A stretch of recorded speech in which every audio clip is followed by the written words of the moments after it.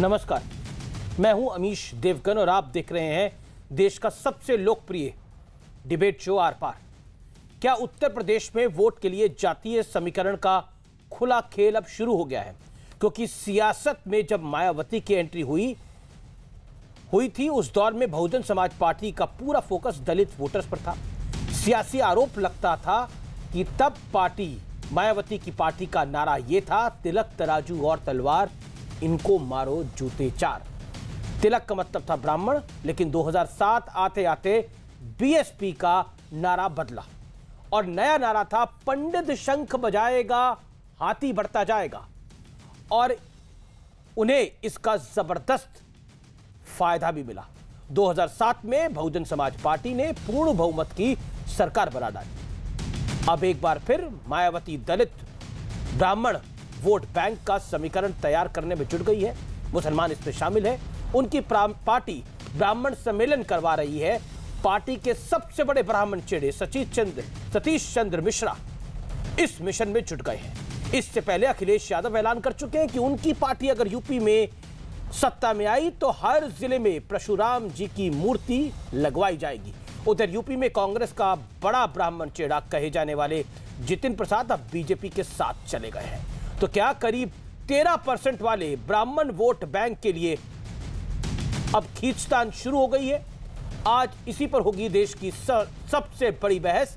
तिलक तराजू और तलवार, सत्ता के लिए सब स्वीकार।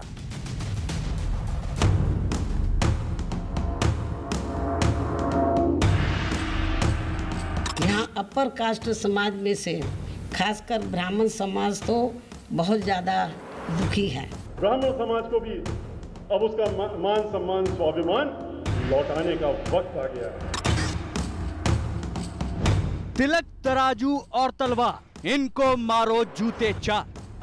बीएसपी पर एक दौर में यह नारा लगाने का सियासी आरोप जमकर लगता है, लेकिन जब सोशल इंजीनियरिंग का गणित बदला तो 2007 में उनका नारा भी बदल गया। नया नारा था, हाथी नहीं गणेश है, ब्रह्मा विष्णु महेश है। दूसरा नारा था, पंडित शंख बजाएगा हाथी बढ़ता जाएगा। और सोशल इंजीनियरिंग के इस नए फॉर्मूले का मायावती को फायदा भी जोरदार हुआ। 2007 के विधानसभा चुनाव में बीएसपी ने पूर्ण बहुमत की सरकार बनाई। तो क्या अब एक बार फिर मायावती की पार्टी सियासी संजीवनी के लिए इसी फॉर्मूले का इस्तेमाल कर रही है? मायावती ने कहा था कि पूरे यूपी में 23 जुलाई से ब्राह्मण सम्मेलन का आयोजन होगा। हालांकि अब इस ब्राह्मण सम्मेलन का नाम बदलकर प्रबुद्ध वर्ग संवाद सुरक्षा सम्मान विचार गोष्ठी कर दिया गया है। बीएसपी के राष्ट्रीय महासचिव सतीश चंद्र मिश्रा इस कार्यक्रम की कमान संभाल रहे हैं। शुरुआत अयोध्या से की गई है, जहां सतीश चंद्र मिश्रा ने ब्राह्मणों के मुद्दे पर योगी सरकार को घेरा। ब्राह्मण समाज के लोगों से हमारा ये आह्वान है कि जिस तरीके से 400 से ज्यादा हत्याएं इस सरकार में हो चुकी हैं, एनकाउंटर हो गए, मार दिए गए लोग, उसका संज्ञान में लेने का काम करिए। गाड़ी फिसल गई और निकले और शूट आउट कर दिया, साल भर हो रहा है, कोई अता पता नहीं है। इस तरीके से लखनऊ के अंदर जो कैपिटल है, 2 वर्ष पहले तिवारी उसको जिस तरह से रोक करके अपनी गाड़ी में जा रहा था, उसके गोली मार दी। इससे पहले यूपी में एंट्री मारते ही ओवैसी 19% वाला दांव खेल चुके हैं और अब मायावती की पार्टी 12 से 13% वाले ब्राह्मण समुदाय पर हाथ आजमा रही है। हालांकि यूपी के सीएम योगी आदित्यनाथ कह चुके हैं, बेहतर कानून व्यवस्था और विकास के दम पर बीजेपी फिर से 2017 वाला करिश्मा दोहराने जा रही है। 2022 का चुनाव योगी आदित्यनाथ के लिए कितनी बड़ी, जिसे कहते हैं, परीक्षा होगी? देखिए, 2022 में भारतीय जनता पार्टी उत्तर प्रदेश के अंदर पूर्ण बहुमत की सरकार बनाएगी, 2017 के इतिहास को दोहराएगी। अखिलेश यादव पहले ही यूपी के हर जिले में भगवान परशुराम की प्रतिमा लगाने का ऐलान कर चुके हैं। उधर यूपी में बड़ा ब्राह्मण चेहरा माने जाने वाले जितिन प्रसाद कांग्रेस छोड़कर बीजेपी का दामन थाम चुके हैं। तो क्या 12% ब्राह्मण वोट के लिए सोशल इंजीनियरिंग की लड़ाई शुरू हो चुकी है? आज इसी पर होगी देश की सबसे बड़ी बहस। तिलक तराजू और तलवार, सत्ता के लिए सब स्वीकार। और अब विश्लेषण, सत्ता के लिए सब स्वीकार का विश्लेषण सुनिए। तिलक तराजू और तलवार, इनको मारो जूते चार के नारे को लेकर बीएसपी पर सियासी वार लगातार होता रहा है। भारतीय जनता पार्टी हो, सपा हो, इस विषय पर वार करती रही है। 2007 आते आते 13% वोट बैंक वाले ब्राह्मण समाज पर बीएसपी का रुख जो है वो अब बदला है। 2007 में मायावती की पार्टी का नारा था, पंडित शंख बजाएगा, हाथी बढ़ता जाएगा। ब्रह्मा विष्णु महेश है, हाथी नहीं गणेश है। यह भी एक नारा लगा 2007 के अंदर, जिसके बाद मायावती सत्ता पे काबिज हुई। सियासी संजीवनी के लिए दलित ब्राह्मण वोट बैंक का समीकरण बनाने की पूरी तैयारी है। यानी कुल मिलाकर दलित ब्राह्मण के वोट बैंक के साथ अगर मुसलमान वोट मिलेगा तो मायावती की 2007 में भी सत्ता में एंट्री इसी वजह से हुई थी, और अगर 2022 में मायावती जीतेंगी तो इसी कारण जीत सकती हैं। यह उनकी पार्टी को और उनके स्ट्रैटेजिस्ट को पता है। मैं बढ़ता हूं आगे। अखिलेश यादव का यूपी के हर जिले में परशुराम की मूर्ति लगाने का ऐलान है। भगवान परशुराम की मूर्ति लगाने का ऐलान है। यूपी में कांग्रेस का बड़ा ब्राह्मण चेला जितिन प्रसाद अब बीजेपी के साथ आ गए हैं, और हो सकता है मंत्रिमंडल में उनको जगह भी मिल जाए जो मंत्रिमंडल विस्तार होगा। क्या एमवाई, ये बड़ा महत्वपूर्ण सवाल है, MY equal to Muslim Yadav, MD equal to Muslim plus Dalit के साथ अब ब्राह्मण समुदाय पर फोकस है। परशुराम की मूर्ति, ब्राह्मण सम्मेलन, कुल मिलाकर कहानी है सत्ता में आने की, और इसीलिए तिलक तराजू और तलवार, सत्ता के लिए सब स्वीकार। कहां से शुरू हुई थी कहानी, मेरे साथ बात करने के लिए आज की चर्चा में तमाम लोग हैं। मेरे साथ भारतीय जनता पार्टी के राष्ट्रीय प्रवक्ता प्रेम शुक्ला साहब हैं, इन्हें बधाई। जगत प्रकाश नड्डा ने इन्हें दोबारा प्रवक्ता नियुक्त किया है राष्ट्रीय स्तर पर। मेरे साथ सुनील यादव जी इस चर्चा में जुड़ रहे हैं, उनका अभिनंदन है। समाजवादी पार्टी के नेता हैं, एमएलसी हैं। मेरे साथ सुदीन पतौरिया है, बहुजन समाज पार्टी के वरिष्ठ नेता, आपका स्वागत है सर। मेरे साथ असीम वकार साहब हैं, ओवैसी साहब की पार्टी के उत्तर प्रदेश के चेहरे हैं, आपका भी अभिनंदन है, यानी प्रवक्ता है। आप तमाम लोगों का स्वागत है। और मेरे साथ इस चर्चा में जुड़ेंगे आचार्य प्रमोद कृष्णम भी, जो कि प्रियंका गांधी के एडवाइजर है, कांग्रेस के सीनियर लीडर है। आप तमाम लोगों का स्वागत है। लेकिन आज की चर्चा की शुरुआत प्रेम शुक्ला मैं आपसे करना चाहता हूं। एक तरफ सुनील यादव है, जो मैं दृश्य इस समय अपने वीडियो वॉल पे देख रहा हूं, एक तरफ सुदीन भदौरिया है। दोनों की नजर ब्राह्मण पे फंस गई है, या फिर आपको फंसा दिया है? देखिए, भारतीय जनता पार्टी अमीश जी सबका साथ, सबका विकास, सबका विश्वास के सूत्र पर काम करती है। अब सबका विकास में ब्राह्मण भी आ जाएगा, क्षत्रिय भी आएगा, वैश्य भी आएगा, दलित भी आएगा, आदिवासी भी आएगा, महिलाएं भी आएंगी, युवक भी आएंगे, सारे लोगों का विकास होना, अल्पसंख्यक भी आएगा उसमें। लेकिन कुछ लोगों को, जिन्होंने जो है बहुजन समाज पार्टी के बारे में आपने साफ तौर पर बताया कि उनका नारा क्या हुआ करता था, जब DS4 बहुजन समाज पार्टी के पहले का जो उनका संगठन हुआ करता था, उसके नारे क्या हुआ करते थे। समाजवादी पार्टी के कार्यकाल को भी लोगों ने देखा है, जब एक मुख्यमंत्री जी स्पष्ट तौर पर कहा करते थे कि ब्राह्मणों का काम नहीं करना, इस तरह की खबरें भी प्रकाशित हुआ करती थी, इस तरह के इंस्ट्रक्शन भी हुआ करते थे। और जाति विशेष के लोग ही सारे थानों में नियुक्त हुआ करते थे। PCS की परीक्षा में एक जाति विशेष के लोग ही उत्तीर्ण हुआ करते थे।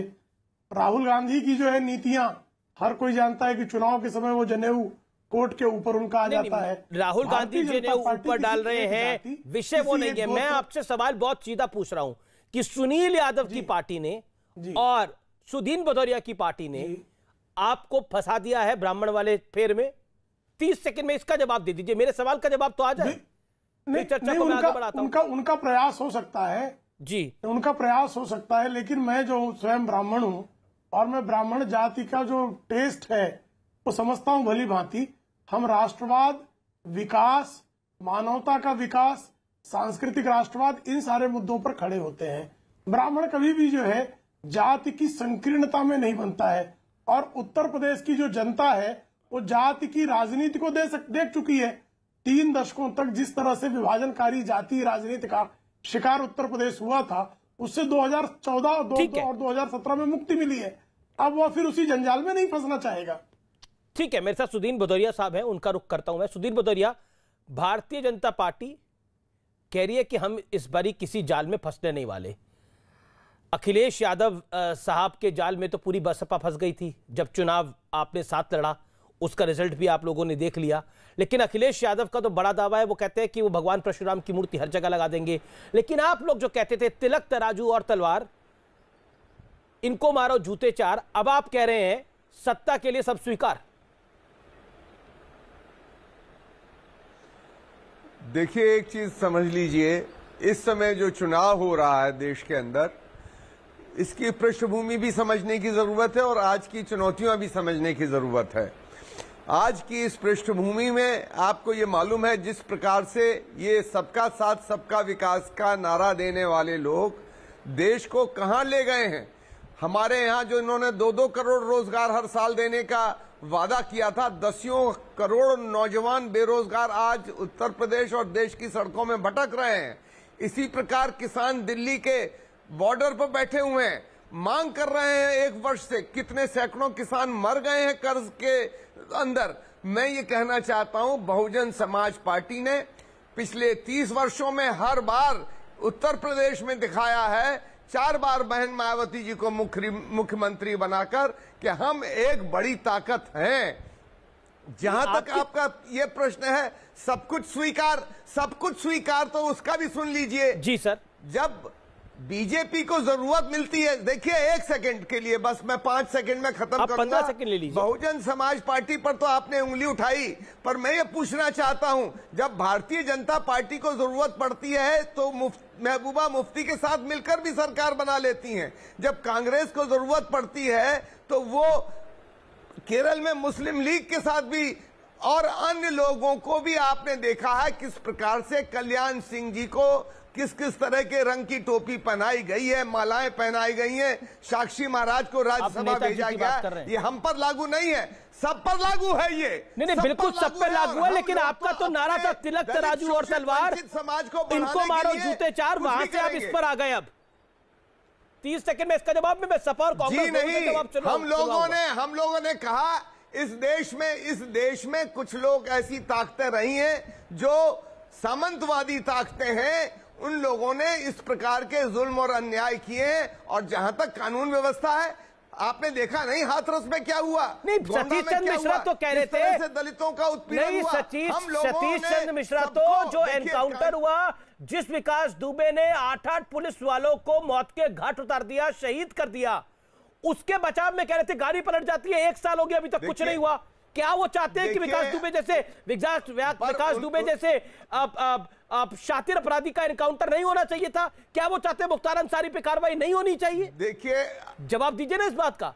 इस पे ब्राह्मण कार्ड क्या है? अपराधियों पर कार्रवाई की बात नहीं करते हैं हम, उनके परिवार में उनकी पत्नी पर भी कार्रवाई होगी, वो भी जेल उन्होंने में तो विकास दुबे का नाम लिया। और पत्रकार जैसे ब्रजेश मिश्रा लोगों को, पत्रकार जैसे ब्रजेश मिश्रा जैसे मुझे लगता नहीं वो विषय है किया जाएगा। जी, मैं आचार्य प्रमोद कृष्ण, मैं देखिए, मुझे लगता है कि अब किसी पत्रकार का आप यहाँ पे नाम लेंगे वो तरीका ठीक नहीं है। आप अपनी बात को रखिए, अपनी पार्टी की बात को रखिए, वो महत्वपूर्ण है। मैं रुक करता हूं आचार्य प्रमोद कृष्ण का। आचार्य प्रमोद कृष्ण, हाल तो आपका भी देखा है, आप भी मुस्लिम लीग के साथ चले जाते हैं, आप भी शिवसेना में महाराष्ट्र के साथ चले जाते हैं, आप भी बंगाल में फुरफुरा शरीफ के साथ चले जाते हैं, अजमल के साथ चले जाते हैं असम के अंदर। तो मायावती की पार्टी भी कह रही है, जो कहती थी तिलक तराजू और तलवार डैश डैश डैश, और अब वो कहती है कि तिलक तराजू और तलवार सत्ता के लिए सब स्वीकार। करिए मुकाबला।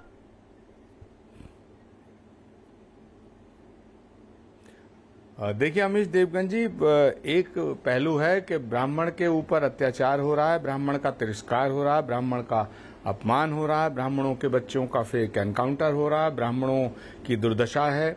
और दुर्भाग्य की बात यह है कि उत्तर प्रदेश के अंदर जो 4.5 साल से योगी जी की सरकार है, उनकी इस राज्य में, उनके साम्राज्य में प्रेम शुक्ला जी बैठे हैं। इनका भी हृदय जरूर द्रवित होगा इस बात को लेके कि कई सौ ब्राह्मणों की हत्याएं पिछले 4 सालों में हुई हैं। और यहाँ तक कि या इस देश के अंदर अफजल गुरु का भी जुडिशल रिमांड हुआ, और याकूब मेनन को भी न्यायिक प्रक्रिया से गुजरते हुए उसको सजा हुई, लेकिन ब्राह्मणों के बच्चों को उठाया गया और फेक एनकाउंटर कर दिया गया। उनको न्यायिक प्रक्रिया से गुजरने का मौका भी नहीं दिया गया। खुशी दुबे जो 3 दिन की ब्याहता थी, उसको उसके हस्बैंड का एनकाउंटर हुआ। माना जा सकता है कि वो अपराधी हो सकता है, मैं अपराधियों के पक्ष में बात नहीं कर रहा हूं, लेकिन खुशी दुबे का क्या अपराध था ये भी जग जाहिर है कि उसका कोई अपराध नहीं था। वो तो जब ब्याह के आई तो उसने अपने ससुराल के चौखट दरवाजे नहीं देखे थे, बीजेपी उड़ा ले गई। और वो कहते हैं कि अगर ब्राह्मणों का कोई कल्याण कर सकता तो बीजेपी कर सकती है। नहीं, सवाल ब्राह्मणों का कोई चेहरा तो उत्तर प्रदेश के, आपका चेहरा तो उत्तर प्रदेश में नसीमुद्दीन सिद्दीकी है, अजय कुमार लल्लू हैं। अमीश जी, मैं अपनी बात को पूरा कर लूं, मैं तो बड़ा आपका आभारी रहूंगा कि ब्राह्मण शास्त्रों में कहा गया है ब्रह्म जानाति सा ब्राह्मणा, जिसे ब्रह्म का बोध हो गया वह ब्राह्मण है। ब्राह्मण कभी जातिवादी नहीं रहा, ब्राह्मण ने कभी दूसरों पर अत्याचार नहीं किया, लेकिन दुर्भाग्य ये है कि ये ब्राह्मणों के लिए संक्रमण काल है। अब सवाल उठता है कि बहुजन समाज पार्टी, समाजवादी पार्टी, तो बहुजन समाज पार्टी के आदरणीय भदौरिया जी से बड़े सम्मानित प्रवक्ता हैं वो, और मैं उनका आदर भी बहुत करता हूं। मैं ये जानना चाहता हूं कि सतीश मिश्रा जी को और बहन मायावती जी को ये कब पता चला कि ब्राह्मणों के ऊपर अत्याचार हो रहा है।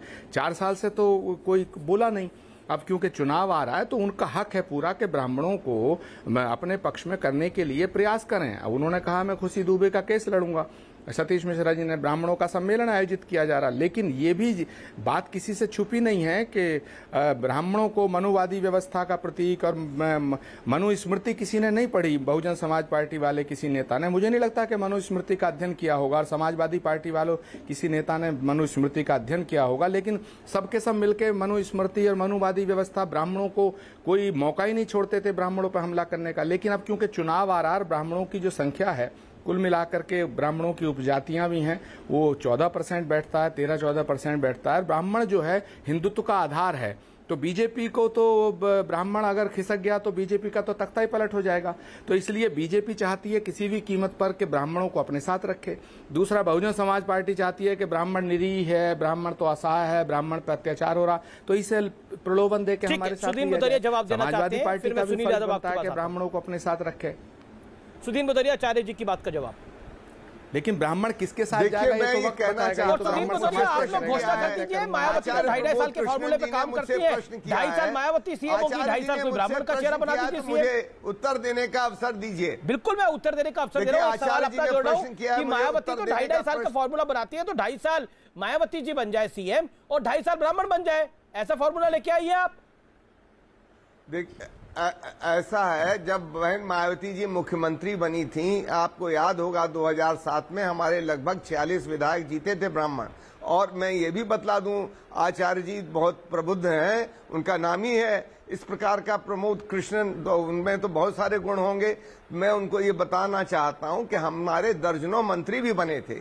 आज आप देख लीजिए उनकी तुलना में अन्य लोगों की पार्टियों की तुलना में कितनी भागीदारी, हिस्सेदारी मिली, सम्मान मिला, चीफ सेक्रेटरी बना, कितने ज्यादा डीएम एसएसपी नियुक्त किए गए, ये सारे आंकड़े उपलब्ध हैं। आपके लिए भी उपलब्ध है, ये भी है। ये इस समय बहस इस पर नहीं है साहब। एक आंकड़ा तो ये भी है कि 2017 में मायावती गिना रही थी कि मैंने 100 कम 3 या 100 कम 1 इतनी टिकटें दी है मुसलमानों के अंदर। एक आंकड़ा तो वो भी गिना रही थी, 3 कम 100, माफ करिए 3 कम 100, एग्जैक्टली मुझे दिमाग में आ गया, 3 कम 100 इतनी टिकटें दी हमने मुसलमानों को। कहा उन्होंने 2017 में कहा ब्राह्मणों की बात करी। सर्व समाज की पार्टी हैं। देखिए, हम उस समय भी दिए थे हमने, और हम सर्व समाज की पार्टी हैं, चाहे मुस्लिम हो, चाहे ब्राह्मण हो, चाहे दलित हो, और चाहे बैकवर्ड क्लास के लोग हों, क्षत्रिय हों, सबकी भागीदारी हम करते हैं। इसीलिए हम कहते हैं सर्व समाज के लिए हम लोग प्रतिबद्ध हैं, कानून व्यवस्था और विकास देंगे। जी, मैं सीधा रुख करता हूं सुनील यादव का। आचार्य जी भी कुछ कहना चाहते हैं, लेकिन सुनील यादव, बीएसपी का ये जो पॉलिटिकल प्लैंक है, क्या आपको लगता है ये आप पे भी वार है? देखिए अमीश जी, समाजवादी पार्टी ये नहीं मानती कि हम पर वार है। हाँ ठीक है, अब चुनाव आ गए हैं, सभी लोग सभी लोगों की बात करेंगे क्योंकि चुनाव में जाना है। हाँ, ये एक सच्चाई जरूर है कि योगी जी की सरकार में ब्राह्मणों का उत्पीड़न बहुत है, ब्राह्मणों को बर्दाश्त नहीं कर पाते हैं योगी आदित्यनाथ जी। और आप सोचिए कि अगर जिसको प्रबुद्ध समाज हम लोग मानते हैं, जो अपनी आवाज उठाना जानता है, अपनी लड़ाई लड़ना जानता है, उसके खिलाफ अगर उत्तर प्रदेश में इतना अन्याय है तो पिछड़े और दलितों का क्या हश्र होगा, किस तरीके से उनका उत्पीड़न हो रहा होगा। देखिए, बीजेपी पिछड़ों की बात जरूर करेगी, लेकिन अभी पिछड़ा वर्ग, राष्ट्रीय पिछड़ा वर्ग आयोग ने माना कि योगी आदित्यनाथ जी ने 69,000 शिक्षक भर्ती में ओबीसी को आरक्षण नहीं दिया, दलितों का उत्पीड़न कर रहे हैं। आप ब्राह्मणों को चिन्हित करके, जो भी ब्राह्मण चेहरे, बड़े चेहरे हैं, उनको आप अपमानित कर रहे हैं, उनको नीचा दिखाना चाहते हैं। प्रेम शुक्ला जी, अगर आप बड़े नेता बनकर के अगर उत्तर प्रदेश में आए तो योगी जी उस नजर से देखेंगे कि आप बर्बाद हो जाएंगे। ये उत्तर प्रदेश में चल रहा है। और मैं एक बात कह रहा हूं अमित जी, अभी आचार्य जी को मैं सुन रहा, तो उन्होंने कहा कि ब्राह्मण प्रबुद्ध वर्ग है, हम भी कह रहे हैं। तो अगर वो प्रबुद्ध वर्ग है तो वो जानता है कि योगी आदित्यनाथ जी को कौन हटा सकता है। अगर कोई हटा सकता है तो माननीय अखिलेश यादव जी हटा सकते हैं। इसलिए वो जो हटाएगा, जो भाजपा को हराएगा, उसके साथ खड़ा होगा। तो कांग्रेस की और बसपा की हैसियत नहीं है, आप कह रहे हैं? नहीं, मेरे हिसाब से तो वो लड़ ही नहीं रहे हैं, खाता पूर्ति करेंगे। नहीं, जवाब देंगे इस पे आचार्य प्रमोद कृष्णम। जवाब आचार्य प्रमोद कृष्णम जवाब, देन असीम वकार साहब। हाँ, देखिए, सुनील यादव जी को मैं सुन रहा था। सुनील साजन जी बड़े सौम्य व्यक्ति हैं, जो समाजवादी पार्टी के एकमात्र ऐसे प्रवक्ता हैं जो बड़ी सम्मानित ढंग से, बड़े प्यार से बात कहते हैं। लेकिन मैं उनसे सहमत नहीं हूं। उन्होंने अभी कहा कि अगर योगी आदित्यनाथ जी को जो हटा सकते हैं वो अखिलेश यादव है। नहीं, ऐसा नहीं है सुनील यादव जी। ब्राह्मण जिसके साथ होगा वो योगी आदित्यनाथ जी को हटाएगा। तो आप पहले करेक्ट करिएगा। नंबर 2, दूसरी बात मैं कहना चाहता हूं अमित जी, बड़ी इंपॉर्टेंट बात कहना चाहता हूं कि जब बहन मायावती जी पहली बार चीफ मिनिस्टर बनी थी, और हमारे साथ है, हम तो कह रहे हैं, हम तो मेरी बात को पूरा होने समाज की बात कर रहे हैं। और मुसलमान किसके साथ होगा जिसकी 19% की लड़ाई है? सुनील जी, अमित जी, दूसरी बात मैं ये कहना चाहता हूं, बहन मायावती जी जब पहली बार 95 में चीफ मिनिस्टर बनी, जब गेस्ट हाउस कांड हुआ, उसके बाद समर्थन वापसी हुई, उसके बाद झगड़ा हुआ, उसके बाद जब मायावती जी को चीफ मिनिस्टर बनाया गया तो नरसिम्हा राव प्राइम मिनिस्टर थे, मोतीलाल वोरा गवर्नर थे, दोनों ब्राह्मण थे। और भाजपा में जिन लोगों ने साथ दिया वो भी ब्राह्मण थे, पंडित अटल बिहारी वाजपेयी, मुरली मनोहर जोशी। तो ब्राह्मणों ने मायावती जी को कई बार चीफ मिनिस्टर बनाया। मैं निवेदन करना चाहता हूं भदौरिया जी से कि एक बार झूठे ही कह दें कि अगर हमारी सरकार बनी तो हम सीएम ब्राह्मण को बनाएंगे, तो बिल्कुल ब्राह्मण समाज के कहां फंसा रहे हैं भदौरिया साहब को इस चक्कर में कि ब्राह्मण को सीएम, तो मेरे सवाल का जवाब नहीं दे रहे, कन्नी काट रहे हैं उस सवाल से। ओके, सुधीर भदौरिया दे रहे हैं, इससे ब्राह्मण प्रसन्न नहीं होगा। ओके, सुधीर भदौरिया जवाब देना। नसीम वकार जी से मैं निवेदन करूंगा, एक बार कह दें। देखिए, ऐसा है कि चुनाव इस समय हो रहा है, भारतीय जनता पार्टी की सरकार के जो कुकर्म हुए हैं, जिस प्रकार से प्रताड़ना हुई है, उसके खिलाफ चुनाव हो रहा है। ब्राह्मण समाज जैसा सभी लोग कह रहे हैं कि प्रबुद्ध वर्ग है, ब्राह्मणों का हमारा ये मानना है कि हमारी पार्टी के अंदर, सहमत हूं आपसे। मैं अपनी बात खत्म कर लूं, आप भी बोलिएगा। मैं ये कह रहा हूं कि हमारी पार्टी के वरिष्ठ जी, मैं ये कह रहा हूं, आपके सम्मुख भी रख रहा हूं और आपके माध्यम से आपके पार्टी कार्यकर्ताओं से और देश के तमाम लोगों से जो इस टीवी चैनल में बैठे हुए हैं, पंडित सतीश चंद्र मिश्र जी हमारे पार्टी के सबसे सम्मानित राष्ट्रीय महासचिव हैं। हम ये भी कह रहे हैं कि हमारी पार्टी इस बार जीत कर आएगी। आप देखिएगा, सबसे ज्यादा सम्मान मिलेगा प्रबुद्ध वर्ग के लोगों को। और नौकरशाही हो या नौकरशाही के अलावा चाहे शिक्षा हो, स्वास्थ्य हो, तमाम जो संस्थाएं हैं वहां पर प्रबुद्ध वर्ग के लोग अधिकांश संख्या में आपको दिखाई देंगे। लेकिन अब सतीश मिश्रा पंडित जी हो गए। दूसरी तरफ ओवैसी की एंट्री ओवैसी साहब की एंट्री इसलिए खल रही है कि वो आपका जो वोट बैंक है उसमें सेंधमारी कर लेंगे। असीम वकार, यहां तो सतीश मिश्रा पंडित जी हो गए हैं और मायावती कह रही है, बीएसपी कह रही है पंडित जी प्रणाम, लेकिन दलित मुसलमान के साथ ब्राह्मण भी चाहिए सरकार में आना है, तो आपको भी चाहिए? नहीं, लेकिन नहीं, मैं बताऊं आपसे, देखिए, मैं सरकार बनाने की लड़ाई तो आप भी लड़ रहे हैं ना? खिलाफ या किसी जाति के खिलाफ मेरी आवाज आ रही हो तो बोलूं मैं? जी बोलिए। देखिए, ना तो मैं किसी व्यक्ति के खिलाफ हूं, ना मैं किसी जाति के खिलाफ हूं, ना मैं किसी धर्म के खिलाफ हूं। इसके उल्टा जाकर मैं अपने धर्म और अपनी जाति के साथ खड़ा हूं। मैं तो आपके खिलाफ या किसी खिलाफ नहीं हूं। मैं अपने मुसलमानों की बात करता हूं, ये गुनाह नहीं है। मैं आपके चैनल पर देख रहा था, सारे चैनल पर चल रहा था कि सतीश मिश्रा जी अयोध्या गए, उन्होंने कहा राम मंदिर हम बनाएंगे। सुनिए सर, अब बोलने ले दिए प्लीज। तो उन्होंने कहा हम बनाएंगे। बहन कुमारी मायावती जी ने साफ तौर से कहा कि हमारी एमआईएम से कोई बात नहीं चल रही है। अच्छी बात है, नहीं चल रही है, ठीक है, लेकिन यह बात सच है कि 2007 में जो सरकार बनी थी बहुजन समाज पार्टी की, उस वक्त तक सतीश मिश्रा जी इतने ताकतवर नहीं थे। जो सरकार बनी थी वो मुसलमानों से बनी थी और मुसलमानों ने एकदम मुंह मोड़ लिया तो 79 पर आ गए बहुजन समाज पार्टी, समाजवादी पार्टी की सरकार बन गई। और अगर इतने ही ब्राह्मण आपके साथ थे और इतना ही ब्राह्मणों पे घमंड है और यकीन है कि ब्राह्मण आपके साथ थे, सतीश मिश्रा जी के साथ सारे ब्राह्मण आपके साथ चले गए थे, तो 2017 में आपके जो विधायक थे वो 19 क्यों रह गए अलायंस में आने के बाद? मुसलमान आपको नहीं मिल रहा था, इसलिए आप घटते जा रहे हैं। ब्राह्मण तो 2007 के बाद आपने दावा किया कि आपके साथ आ गया, तो जब ब्राह्मण आपने दावा किया और ताकत बनाई ब्राह्मणों की, तो आप कम होते गए। 2012 में कम हुए, 2017 में और कम हो गए। और आप देखिएगा कि जो लोग मुसलमानों को नजरअंदाज कर रहे हैं, चाहे वो समाजवादी पार्टी वाले हों, चाहे बहुजन वाले हों, चाहे कांग्रेस वाले हों, चाहे कोई हो, ये यकीन है कि ये सब जानते हैं कि मुसलमान के बिना सरकार नहीं बन सकती।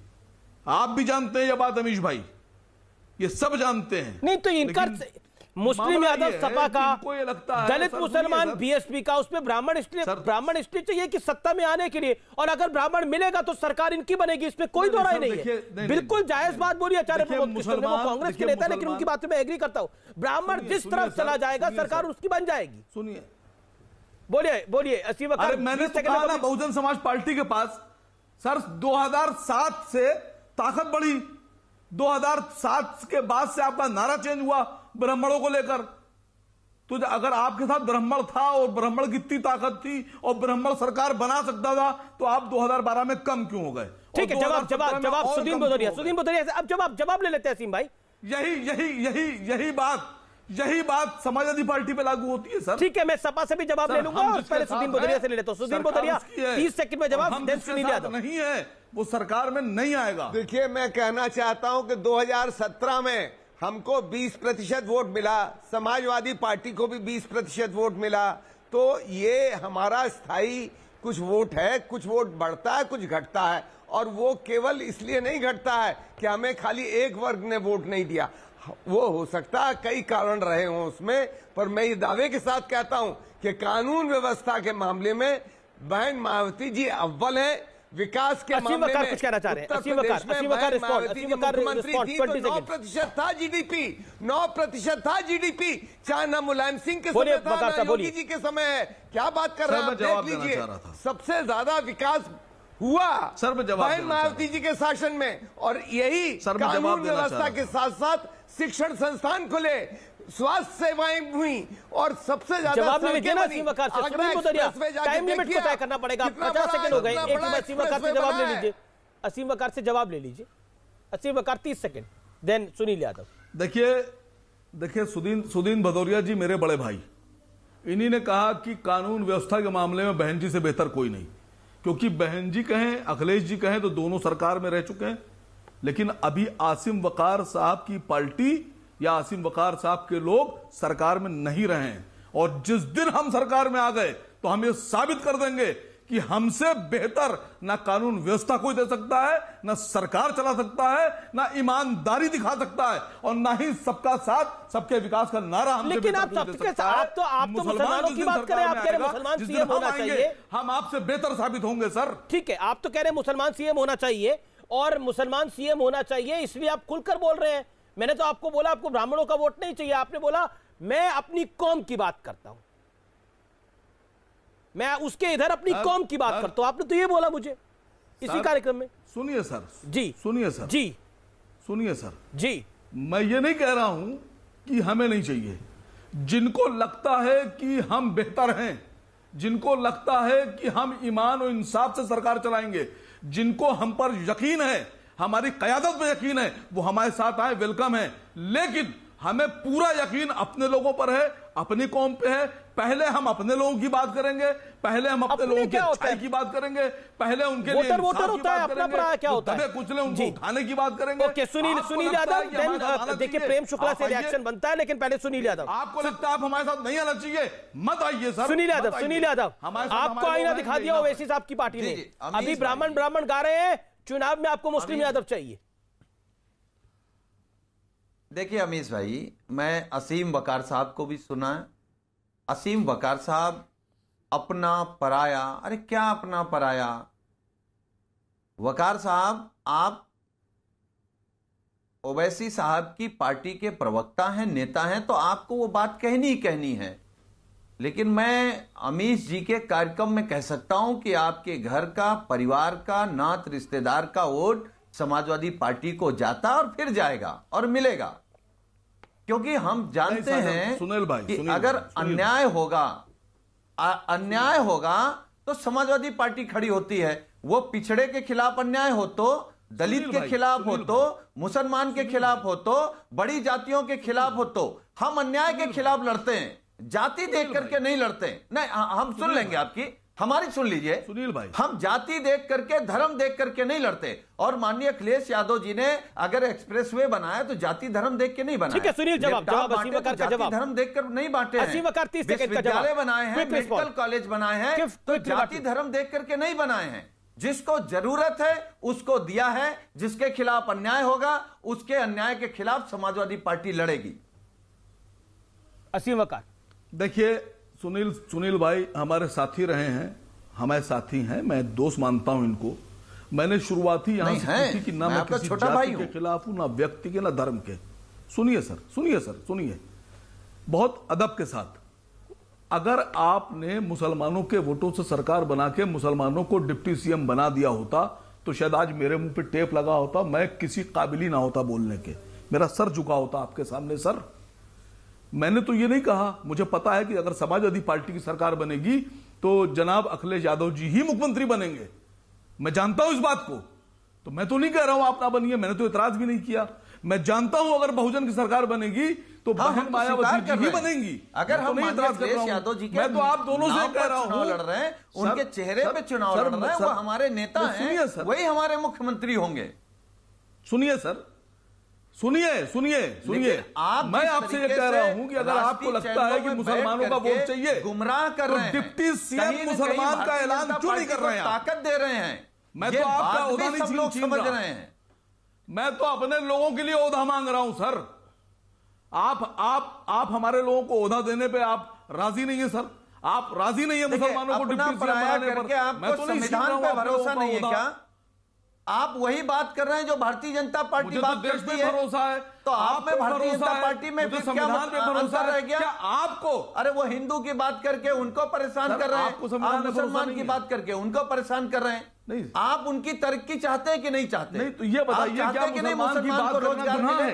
आप चाहते हैं कि नहीं मुसलमान को सुरक्षा मिले? आप चाहते हैं कि नहीं मुसलमान यादवों को बनाए, मुसलमान पढ़े, मुसलमान तरक्की करे, गरीबी से उबर के आए, या केवल सियासत करके आपके पीछे गुमराह हो जाए? पॉलिटिकल एम्पावरमेंट कौन सा रास्ता दिखाना चाहते हैं आप?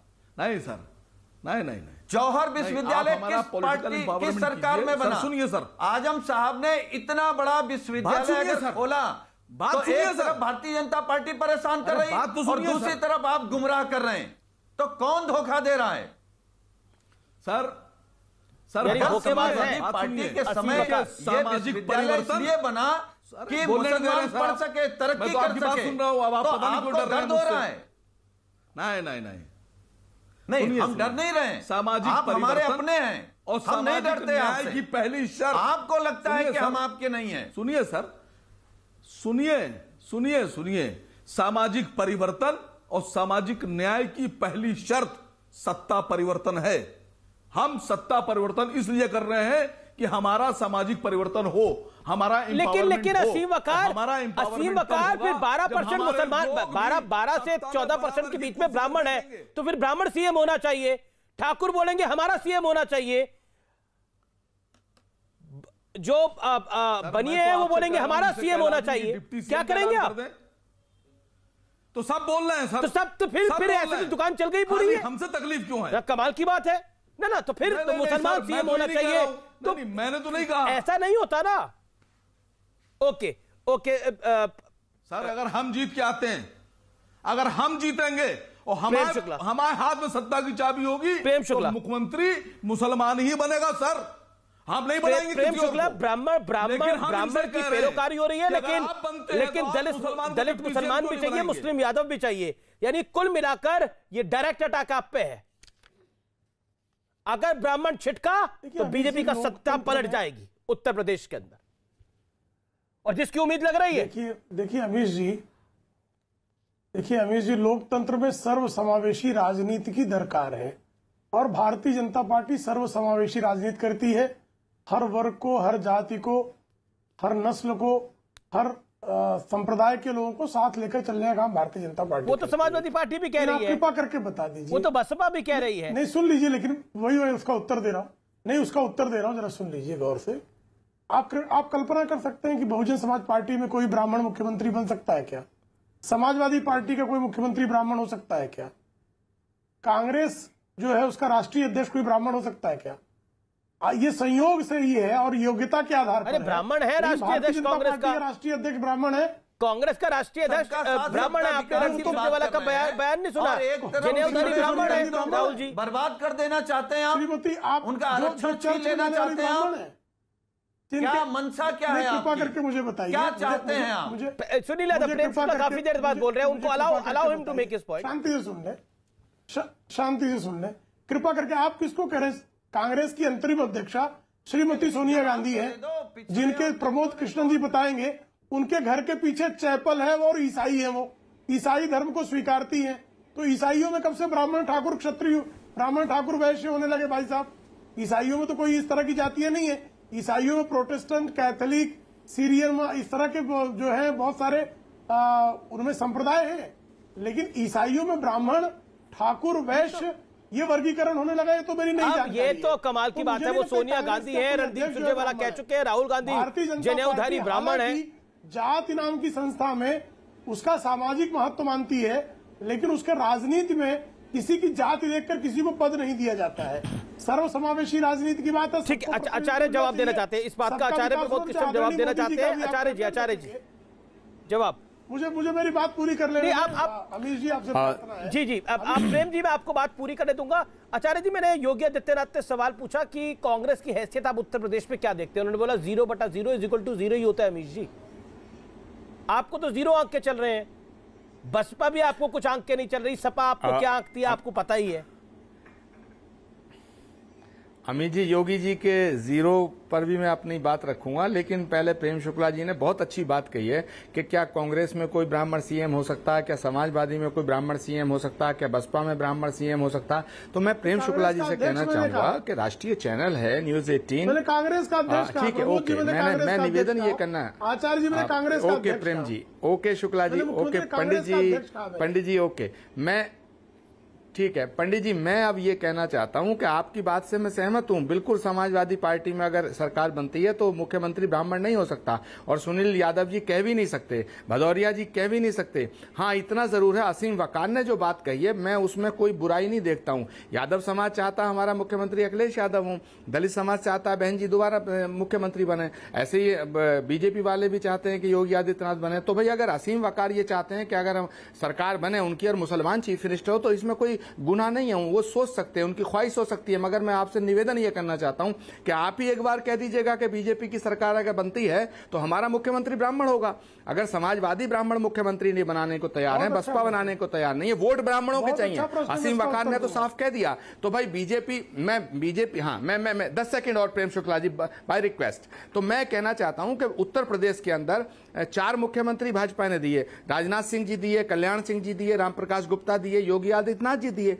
31 साल हो गया, नरेंद्र तिवारी 1989 में चीफ मिनिस्टर थे, उसके बाद कोई ब्राह्मण मुख्यमंत्री नहीं बना। 3-4 बार मायावती जी को मौका मिला, 3-4 बार समाजवादी पार्टी को मिला। तो मेरा कहने का मतलब अमित जी ये है कि ब्राह्मण को राज्यसभा, लोकसभा, ये लॉलीपॉप और ये रेवड़ी से अब ब्राह्मण वोट नहीं देगा। जो पार्टी ब्राह्मण को मुख्यमंत्री बनाने की बात करेगी, ब्राह्मण अपने अस्तित्व की, अस्मिता की, सम्मान की लड़ाई और सत्ता की भागीदारी की लड़ाई लड़ रहा है। तो जो ब्राह्मण को मुख्यमंत्री बनाने की बात पार्टी करेगी, जो पार्टी करेगी, ब्राह्मण उसका समर्थन करेगा। पहली बात तो मेरी ये है।